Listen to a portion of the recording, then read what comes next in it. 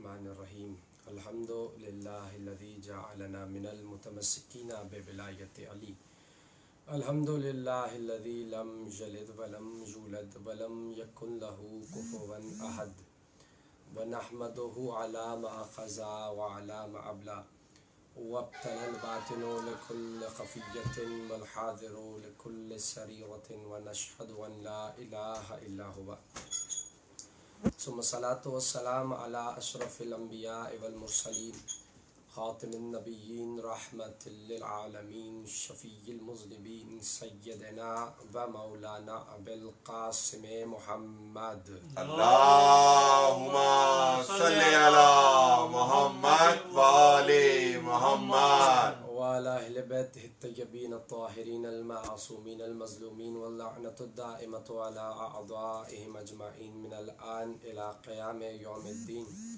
اما بعد فقد قال اللہ سبحانہ وتعالی فی محکم کتابہ المجید بسم اللہ الرحمن الرحیم ثم اورثنا الكتاب الذین اصطفینا من عبادنا صلوات علی محمد وعلی محمد اللہم صلی علی محمد و آل محمد۔ شہر کراچی کے حالات کے پیش نظر آج آپ سامعین کی زیارت سے محروم رہا۔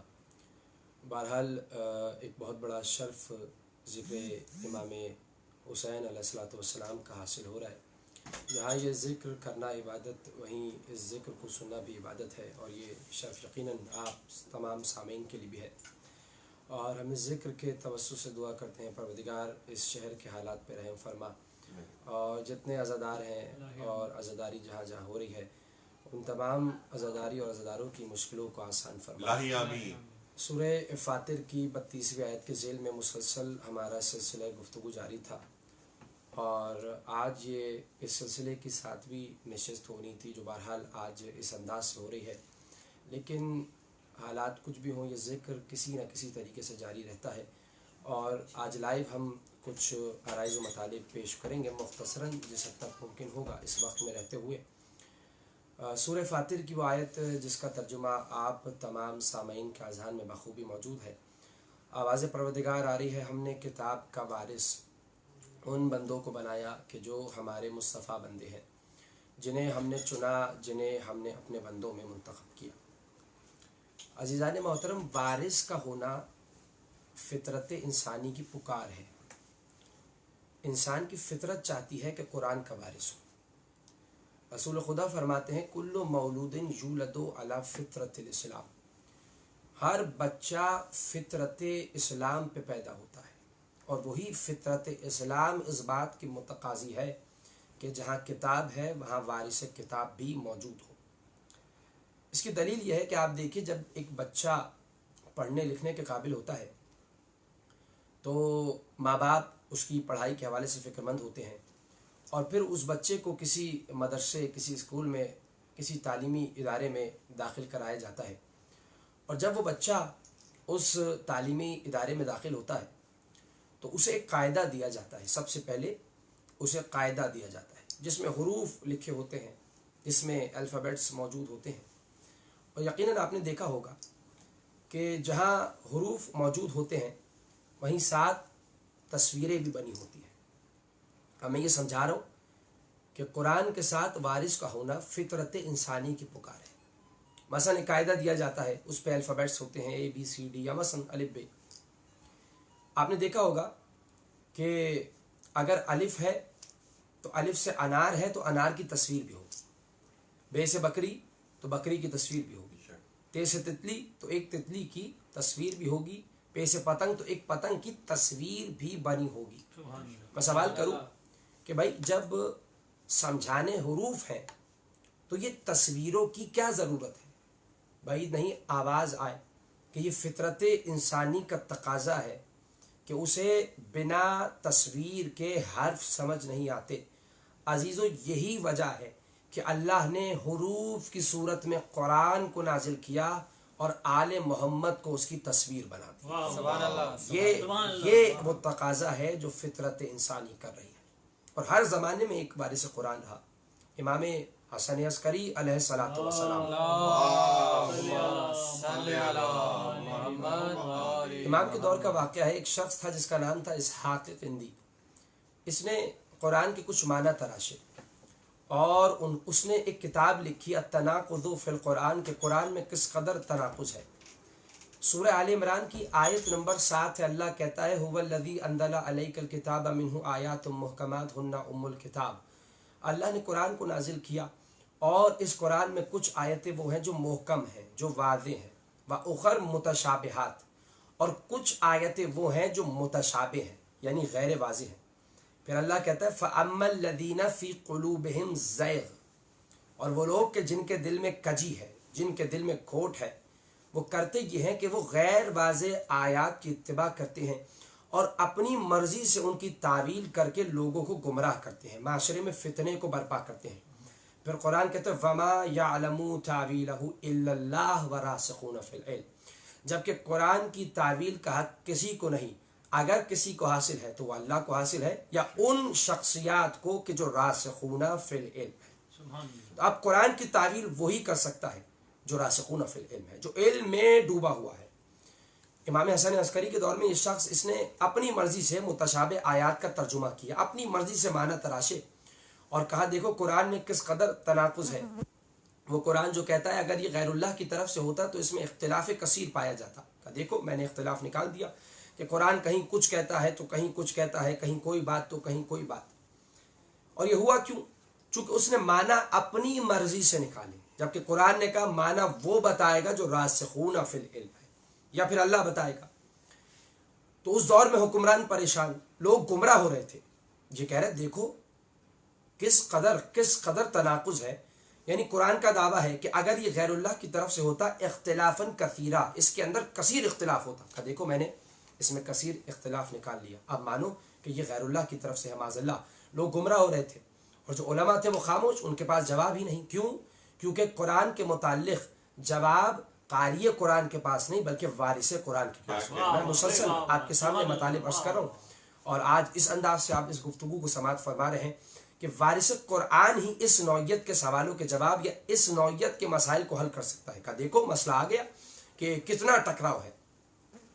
اور اس کے بعد وارث قرآن کا امام حسن عسکری علیہ الصلوۃ والسلام میدان میں آئے. اللہم صلی علی محمد وعلی محمد. امام نے اس کے شاگرد کو بلایا، کہا کہ یہ جو تمہارا استاد حماقت کر رہا ہے تمہیں نہیں سمجھ آ رہی؟ کہ سمجھ تو آ رہا ہے لیکن ہم مجبور ہیں، ہم کیا کریں، ہم تو شاگرد ہیں، بہرحال وہ استاد ہے، وہ خود کو بہت عالم بہت فاضل سمجھتے ہیں، ہم کچھ نہیں کر سکتے. امام نے اس موقع پہ کہا تم سوال تو کر سکتے ہو نا، تم سوال کرو. کہ سوال یہ کرو جو میں کہہ رہا ہوں. کہ بتائیے کیا سوال کرنا ہے. اب آپ دیکھیے کہ مولا نے کیا بہترین استدلال پیش کیا. یہ کسی خطیب کا نکتہ نہیں ہے بلکہ معصوم کا استدلال ہے، اور کیا بے مثال استدلال ہے. آپ ملاحظہ فرمائیے.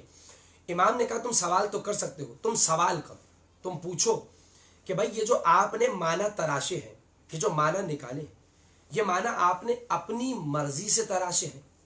اور اگر اے اسحاق قندی آپ نے یہ معنی اپنی مرضی سے تراشے ہیں تو اس میں اللہ اور کتاب کا کیا قصور؟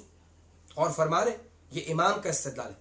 اگر یہ معنی تم نے نکالے ہیں تو اس میں اللہ اور کتاب کا تو کوئی قصور نہیں نا، جو تمہارے ذہن میں آیا وہ تم نے کہہ دیے. ممکن ہے اللہ کے نزدیک مراد کوئی اور معنی ہو.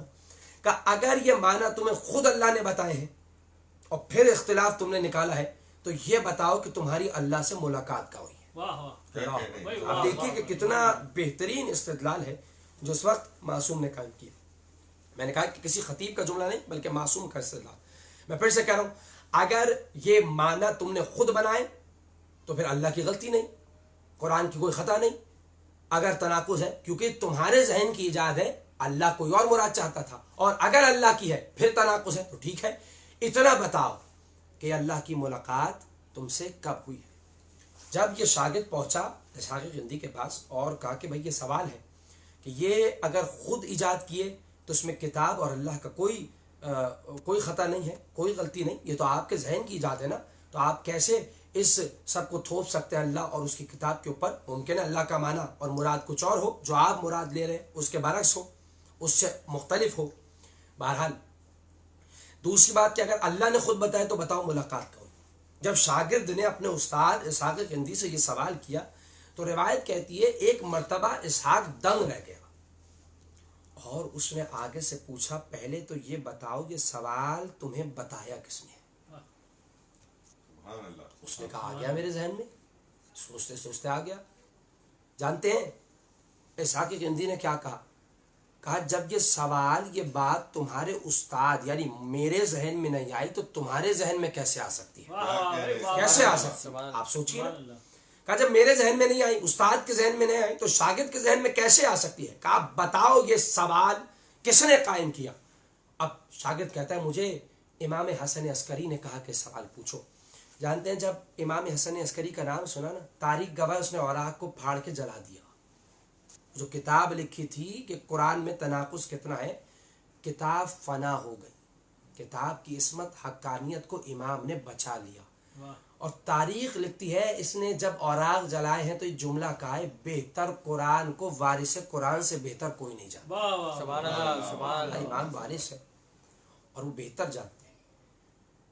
وہ نہیں کہ جنہوں نے کہا حسبنا کتاب اللہ، ہمارے لیے کتاب کافی ہے. جنہوں نے کہا تھا نا حسبنا کتاب اللہ، وہ خاموش تھے جب یہ کہہ رہا تھا دیکھو قرآن میں کتنا تناقض ہے. جواب اس نے دیا جس کے لیے نبی نے کہا تھا کہ میں دو چیزیں چھوڑے جا رہا ہوں، ایک اللہ کی کتاب اور یہ ہے. اس نے جواب دیا کہ جس کے لیے قرآن نے کہا راسخون فی العلم، معنی بتانے کا حق فقط اسے ہے جو علم میں ڈوبے ہوئے ہیں. آپ دیکھیے کہ کتنا بڑا نقصان ہوا عالم اسلام کو صرف اس ایک دعوے سے ہمارے لیے کتاب کافی ہے. آپ جانتے ہیں کہ کس طریقے سے عقیدے بگڑتے ہیں اگر صرف اور صرف قرآن کو مانا جائے، آل محمد کو چھوڑ دیا جائے. میں ایک مثال دوں گا اور بات تمام ہو جائے گی. یہ بڑا اہم مسئلہ ہے اور بہت دقیق ترین مطلب ہے جو اس وقت میں کہنا چاہ رہا ہوں. آپ یہ دیکھیے کہ اگر صرف قرآن کو مانا جائے، میرے الفاظ پہ غور کیجیے گا، کسی نتیجے تک نہیں جائے گا، صرف قرآن کو مانا جائے اور آل محمد کے دروازے کو چھوڑ دیا جائے تو قرآن فائدہ نہیں دیتا، گمراہ کر دے گا، گمراہ کر دے گا، عقیدے کو بگاڑ دے گا. مثلا آپ دیکھیے سورہ ہجر کی آیت نمبر 99، یہ آخری آیت ہے سورہ ہجر کی. اب اس آیت کو دیکھیے، اس میں اللہ کہتا ہے وَاعْبُدْ رَبَّكَ حَتَّى يَأْتِيَكَ الْيَقِينُ، اے میرے حبیب اس وقت تک عبادت کر جب تک تجھے یقین نہ آ جائے. یہ قرآن کی آیت کا مکمل ترجمہ اور ظاہری ترجمہ ہے. حقیقی ترجمہ نہیں کہہ رہا میں، ظاہری ترجمہ ہے جو کہ آیت سے ظاہراً نظر آ رہا ہے. کوئی کسی نتیجے پہ نہ پہنچے، حقیقی ترجمہ وہ بتائے گا جو راسخون فی العلم کی منزل پہ ہے، یعنی معصوم بتائیں گے. یہ تو ظاہری ترجمہ ہے نا. ہم تو اس مکتب کے ماننے والے ہیں جو حدیث ثقلین پہ آج تک باقی ہیں، کتاب اللہ اور اطرت. میں نے تو ظاہری ترجمہ پیش کیا. ظاہری ترجمہ یہی ہے حبیب اس وقت تک عبادت کرو جب تک تمہیں یقین نہ آ جائے. یہ ظاہری ترجمہ ہے. حتمی ترجمہ معصوم بتائیں گے اور وہ اپنی منزل پہ بات آئے گی. اب چونکہ تھوڑا سا تفصیلی مطلب ہے لہٰذا پوری توجہ. آپ جانتے ہیں صوفیوں نے اس آیت کو جب دیکھا تو کیا عقیدہ بنایا. دیکھیے یہی نتیجہ ہوتا ہے جب صرف قرآن کو تھام کے وارث قرآن کو چھوڑ دیا جاتا ہے. صوفی کہنے لگے کہ بھائی دیکھو قرآن کی آیت ہے اور قرآن کی آیت یہ کہہ رہی ہے عبادت اس وقت تک ہوگی جب تک یقین نہ ہو. یعنی جب یقین آ جائے، نتیجہ تو خود نکال لیجیے نا. یعنی معاذ اللہ جب کسی کو یقین آ جائے خدا کی ذات پہ، اسے عبادت کرنے کی کوئی ضرورت نہیں ہے. صوفیوں نے نتیجہ نکالا، یہ عقیدہ بنا لیا کہ بھائی عبادت وہ کرے جسے یقین نہ ہو. اور چونکہ ہمیں یقین آ چکا ہے، ہم یقین کی منزل پہ آ چکے ہیں، لہٰذا اب ہمیں عبادت کی کوئی ضرورت نہیں ہے. یہ صوفیوں نے عقیدہ بنایا چونکہ انہوں نے صرف قرآن کو مانا، وارث قرآن کو نہیں مانا. کہ بھائی ظاہری آیت کہہ رہی ہے عبادت وہ کرے گا جسے یقین نہ ہو، ہمیں یقین ہے، ہمیں عبادت کی کوئی ضرورت نہیں. یہ صوفیوں کا عقیدہ ہے اور وہ جو جی میں آتا ہے وہ کرتے. عبادت کے علاوہ سب کچھ کر رہے، ہم یقین کے منزل پہ ہیں، ہمیں عبادت کی کوئی ضرورت نہیں ہے. عزیزان محترم، آپ ذرا سی توجہ کریں، آپ کو خود پتہ چل جائے گا. ان کے عقیدے کے رد میں تو خود نبی کی سیرت دلیل ہے. نبی کی سیرت کیا ہے؟ آپ مجھے بتائیے، کیا نبی سے بڑھ کے کوئی صاحب یقین ہو سکتا ہے؟ ممکن ہی نہیں ہے. نبی سے بڑھ کے کون صاحب یقین ہو سکتا ہے؟ نبی یقین کی آخری منزل پہ ہیں، اس کے باوجود اتنی عبادت کر رہے ہیں کہ قرآن میں اللہ کہہ رہا ہے حبیب اتنی عبادت نہ کرو کہ تمہاری پنڈلیوں میں ورم پڑ جائے. آپ دیکھیے تو صحیح کہ اگر معیار یہی ہوتا ہے کہ جو یقین کی منزل پہ آ جائے اسے عبادت نہیں کرنی، تو پھر سب سے پہلے نبی عبادت چھوڑتے، مگر نبی یقین کی آخری منزل پہ ہونے کے باوجود مسلسل عبادت کر رہے ہو. کتنی عبادت؟ میں نے آپ کو نبی کی سیرت سے نبی کا کردار پیش کر دیا. میں تو پھر بہت آگے نکل گیا، بہت آگے نکل گیا. ذرا ایک قدم پیچھے آئیے. نبی علی سے افضل ہے. میں علی کی مثال دوں. امیر المؤمنین کا جملہ ہے لو کشف لی الغطاء لمزددت یقینا، اگر مجھ علی کی نگاہوں سے تمام پردے بھی ہٹ جائیں تو علی کے یقین میں اضافہ نہیں ہوگا، کیونکہ یقین کی جو بھی بلند ترین منزل ہے نا، علی اس پہ پہلے ہی موجود ہے. مجھے بتائیے کیا علی سے بڑھ کے، رسول سے بڑھ کے کوئی صاحب یقین ہو سکتا ہے؟ علی یقین کی اس بلند منزل پہ ہیں. اور عبادت کتنی ہے کہ راوی کہتا ہے جب علی نماز عشاء کے بعد اپنے گھر جاتے تھے تو علی کے گھر سے 1000 تکبیروں کی آوازیں بلند ہوتی تھیں. بھئی اگر معیار یہی تھا کہ جسے یقین آ جائے وہ عبادت نہ کرے تو سب سے پہلے علی چھوڑتے نا عبادت. مگر آپ دیکھیے خود سیرت جناب مصطفیٰ، خود سیرت امیر المؤمنین، ان کے عقیدے میں رد ہے جو کہہ رہے بھائی عبادت وہ کرے جسے یقین نہ ہو. ہمیں یقین ہے، ہمیں عبادت کی کوئی ضرورت نہیں ہے. عزیزو یہ ہے نقصان صرف قرآن اور صرف قرآن ماننے کا اور وارث قرآن کو چھوڑ دینے کا. صرف یہ کہنے کا ہمارے لیے کتاب کافی ہے، عقیدہ بگڑ جاتا ہے.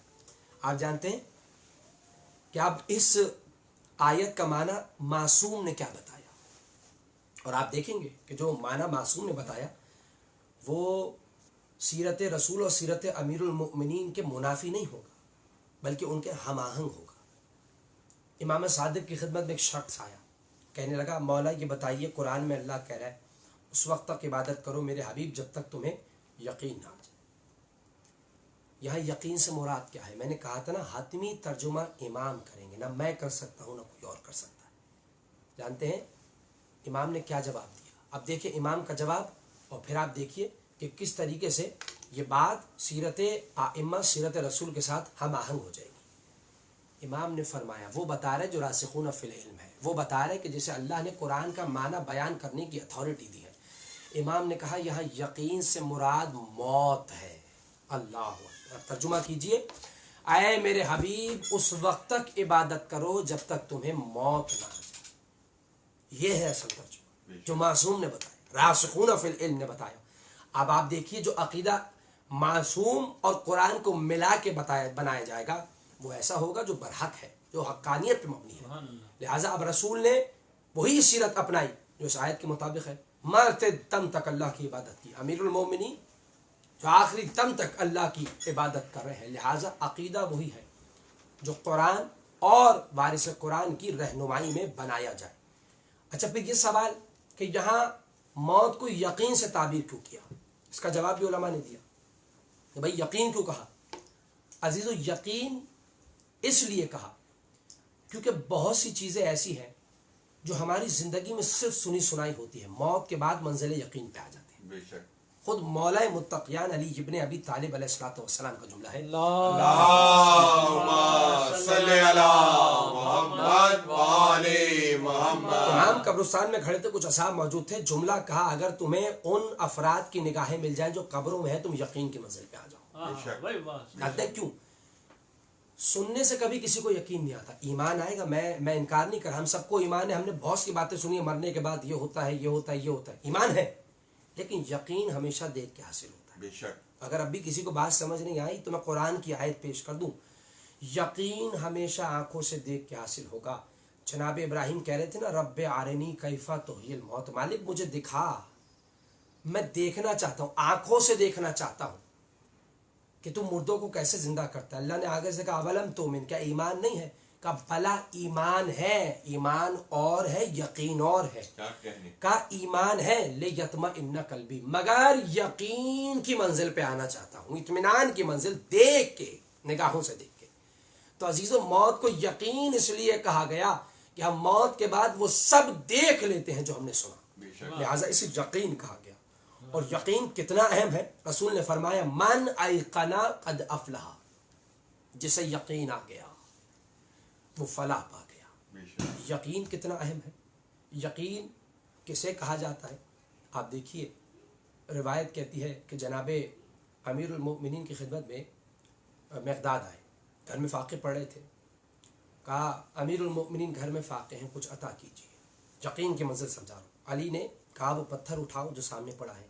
उन्होंने उठाया, हाथ पे रखा, या अली कहा, और वो पत्थर सोने का हो गया। आयत कहती है यकीन था अली का नाम जब कह रहे थे, यकीन से कह रहे थे, पत्थर सोने का हो गया।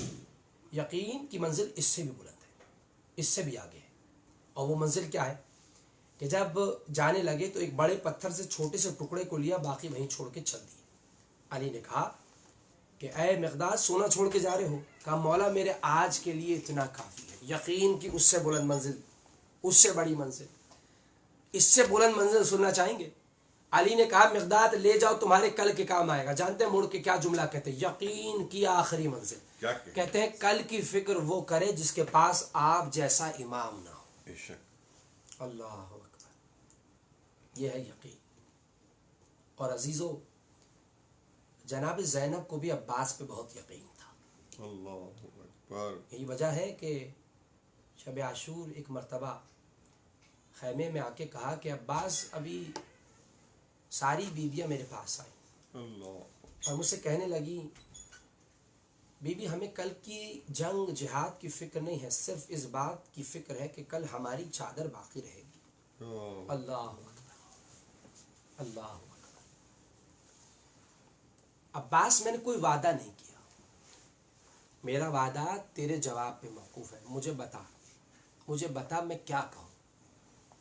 जनाब अब्बास ने कहा, बीबी जब तक आपका ये गुलाम जिंदा है ना, कोई किसी बीबी की चादर पे हाथ नहीं डाल सकता। अल्लाह अकबर, अल्लाह अकबर। कोई किसी बीबी की चादर पे हाथ नहीं डालेगा जब तक आपका ये गुलाम जिंदा है। जानते जनाब ज़ैनब को कितना यकीन था जनाब अब्बास की इस बात पे कि एक मर्तबा अपने खैमे में गई, सारी बीवियों को बुलाया, आ जाओ उम्मे कुलसूम, आ जाओ लैला, आ जाओ फरवा, सारी बीवियाँ। कहा मेरे अब्बास ने कहा है तुम सबसे वादा करती हूँ जब तक अब्बास जिंदा है किसी बीवी की चादर नहीं छीन सकती। अल्लाह अकबर।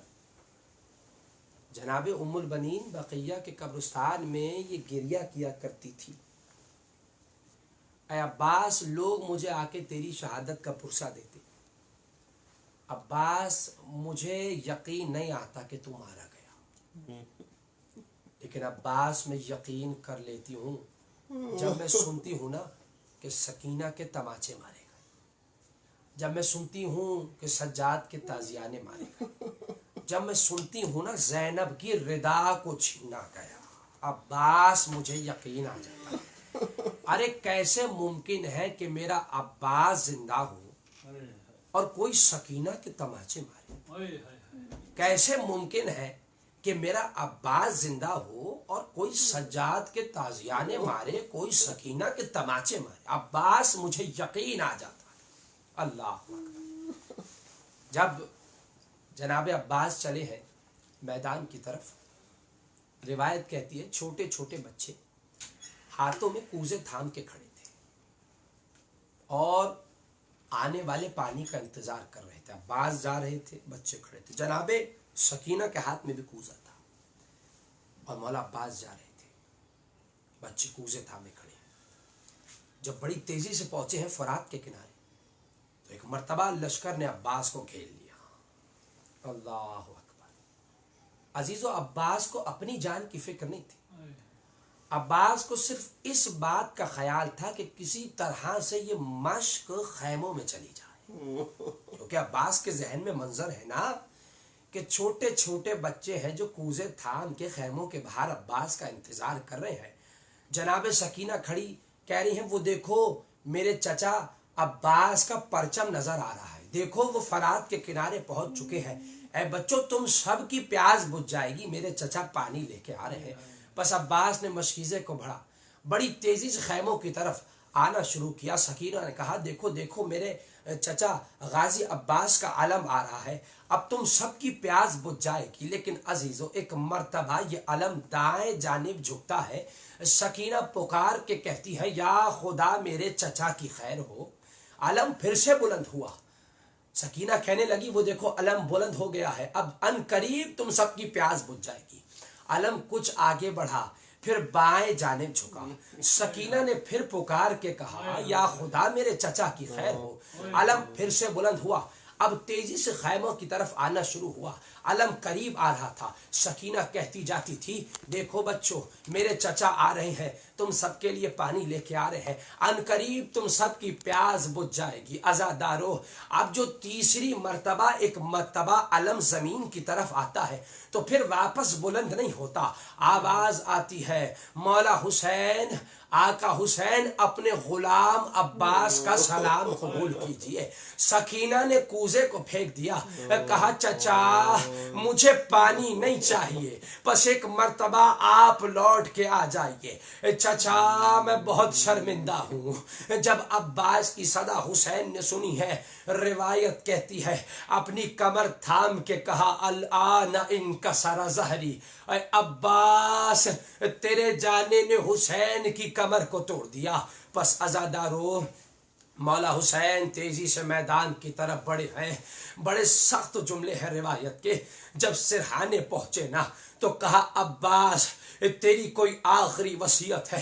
ایک مرتبہ کہتے ہیں آقا جب دنیا میں آیا تھا نا تو سب سے پہلے آپ کے چہرے کی زیارت کی تھی.